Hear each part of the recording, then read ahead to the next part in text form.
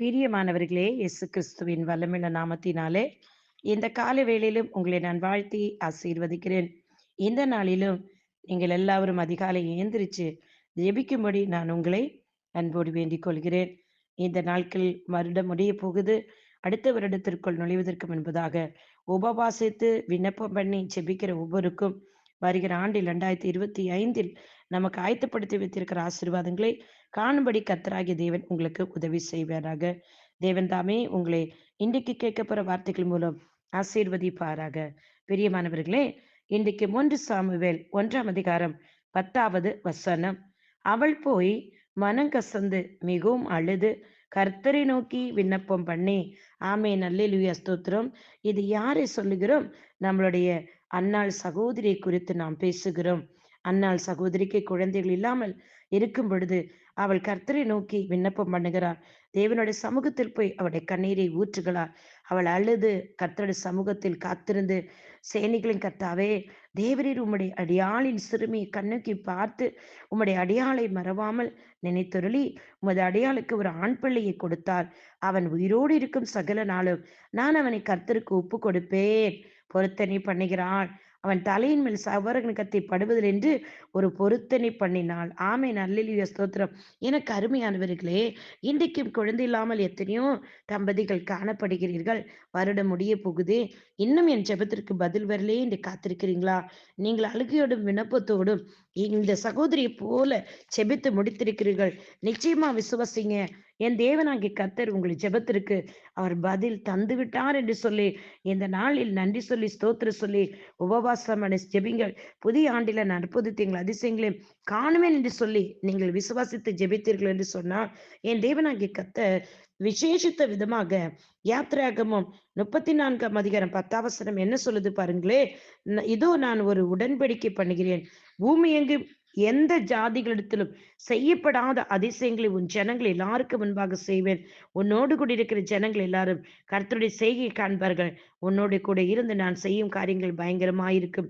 ஆமென் அல்லேலூயா ஸ்தோத்திரம். அருமையானவர்களே, மருத்துவர்கள் கைவிட்டிருக்கலாம், யாரு வேணா என்ன வேணா சொல்லியிருக்கலாம், உங்களை கேவலமா பேசியிருக்கலாம். இங்க அண்ணாலையும் கூட இல்லையா, அண்ணாலையும் கூட என்ன சொல்றாங்க, அவ சக்கலாத்தி என்ன சொல்றா பாருங்களேன் இல்லையா. அண்ணாலையும் கூட அவளோட முதல் மனைவி என்ன சொல்றா, கேவலமா பேசுகிறா, புச்சமா பேசுகிறா இல்லையா.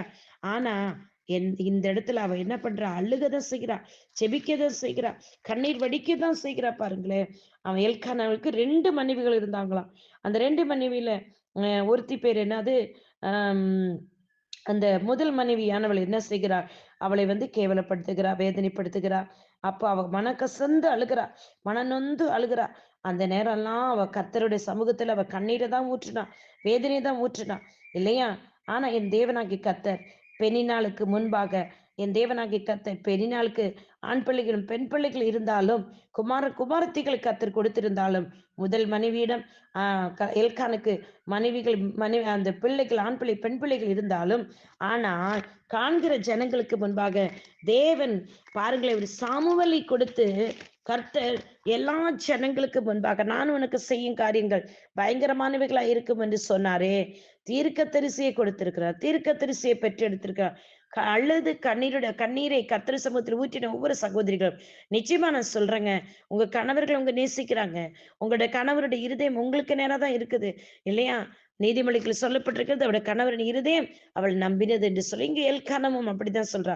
அவனுக்கு பிள்ளைகளை விட நான் இருக்கிறல, என்னோட அன்பு உனக்கு போதாதா, நான் தான் உனக்கு பிள்ளை என்று சொல்கிறேன். இந்த இடத்துல கணவன் மனைவி இருவரும் ஒருத்தருக்கு ஒருத்தர் அன்பை பகிர்ந்து கொள்ளுங்கள். கணவர்கள் மனைவிகளை நேசிங்க, உங்க அன்பை வெளிப்படுத்துங்க மனைவிகளுக்கு. அது இன்னும் அவர்களை உற்சாகப்படுத்தும், இன்னும் அவர்களை கொண்டு போய் ஜெபத்தில் இருக்க உதவி செய்யும். அதிக நேரம் ஜெபத்தில் இருப்பாங்க குழந்தை இல்லாத சகோதரிகள். அதிக நேரம் ஜெபத்திலும் வேத வாசிப்பிலும் தரித்திருக்கும்படியாக கணவர்கள் மனைவிகளுக்கு உற்சாகப்படுத்துங்க. கர்த்தர் உங்களையும் ஆசீர்வதிப்பார். அவர்கள் உங்களுடைய சந்ததிகளை தானே பெற்றுத்தர போறாங்க.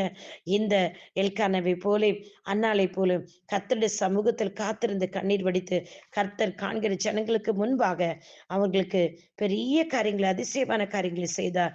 கற்பத்தின் கனியை கொடுத்து சந்ததியின் சந்ததிகளின் ஆசீர்வாதங்களை கொடுத்திருக்காங்க. சாமுவேலை பெற்றெடுத்தார், அவளை பொருத்தனை பண்ணினார். இன்றைக்கு நீங்கள் குழந்தை இல்லாத மகள்கள் பொருத்தனை பண்ணி கர்த்தருடைய சமூகத்தில் உங்கள் கண்ணீரை ஊற்றுங்கள்.